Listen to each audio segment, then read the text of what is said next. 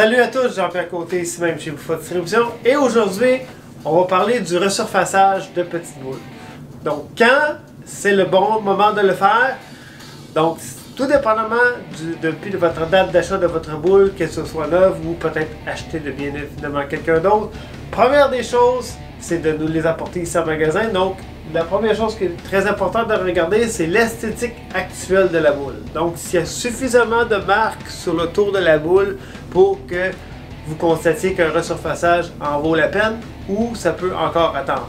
Pourquoi on doit voir quand même une très bonne différence avant et après. Dans le fond, le but d'un resurfaçage est de bien évidemment ramener une boule plus proche à une boule esthétiquement flambant neuve, c'est-à-dire que nous allons éliminer toutes les marques que ceux-ci possèdent. Donc sur le tour de la boule, prenons par exemple nous avons le set de boules usagées ici. Donc on voit l'état des boules.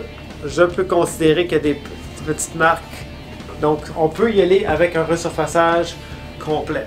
Donc je vais faire une démonstration de resurfacer une boule et vous allez voir avant et après la différence. Maintenant aussi, ce qui est très important, c'est de regarder les natures de scratch. Est-ce que les scratchs sont fines? Est-ce que les scratchs sont un peu plus grosses et un peu plus pointues? Donc, idéalement, j'aime bien partir avec un 120 grit sur les pads. Si vous possédez les pads de CTD, moi je suis vraiment un fan de ces produits-là qui gardent très bien. Pourquoi? Quand on gratte la boule, on enlève un petit peu de circonférence. Pas beaucoup, mais juste un petit peu. Bien évidemment, dépendamment de la nature des scratchs, généralement, je vais partir avec les pads de CTD. Comme vous pouvez voir ici, ce sont des pads verts, trois différents degrés.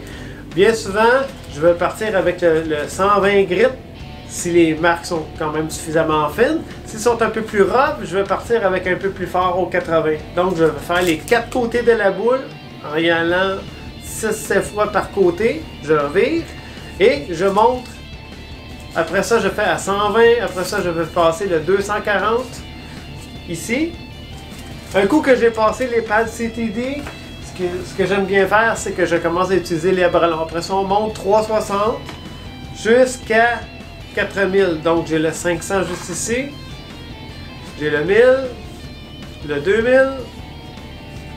Okay. Le 3000, on peut le sauter si on veut, mais moi j'aime bien le faire. Pourquoi? La finition est vraiment sur la coche. Et je termine avec le 4000 que vous voyez ici. Okay. Plus particulièrement avec les boules soft roll, j'aime bien finir avec le 4000. Je ne mets pas de poli dessus. Pourquoi? Le caoutchouc garde un esthétique vraiment très beau après la finition du 4000. Cela prend environ 15 à 20 minutes par boule, 15 à 20 minutes maximum. Bien faire les choses pour vraiment avoir aucun éclat et aucune ligne de sablage après le travail effectué sur la petite boule. Donc, on va procéder, on va resurfacer cette boule-ci. Et vous allez voir l'esthétique avant et après sur le set de petits boules. Premier, j'égale toujours le même nombre pour chaque côté de la boule afin de ne pas trop la déformer. C'est très important. Okay? Donc, je regarde les côtés. Les logos de la boule sont encore là. Mais ça peut rester, ça c'est pas un problème.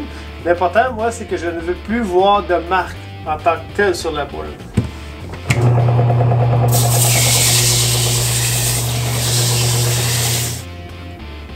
Donc maintenant qu'on a tout fait les degrés jusqu'à 4000, tout ce qui me reste à faire, c'est de la repolir un petit peu. Donc vu que ce n'est pas une surf roll, ça peut être beaucoup plus facilement polissable. Donc ce qu'on va appliquer, c'est la crème.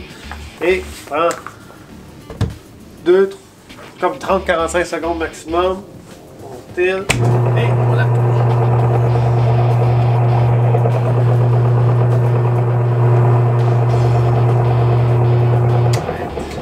On vire de bord. Il me reste encore un surplus de crème sur ma tête. J'applique.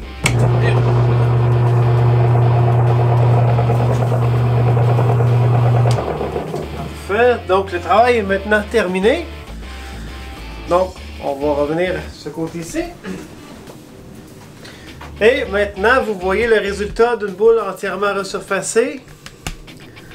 Donc, toute flambant neuve, aucune ligne de sablage versus une boule qui est à resurfacer. Donc, on constate que c'est une boule pratiquement flambant neuve.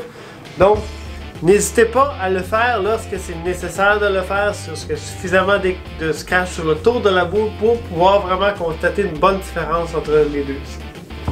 Donc, pour toute question au sujet des resurfaçages, n'hésitez pas à m'écrire par email à jp@commercialprobowling.com ou nous appeler ici même en magasin au 514-376-7905 et il nous fera plaisir de vous répondre à toutes vos questions.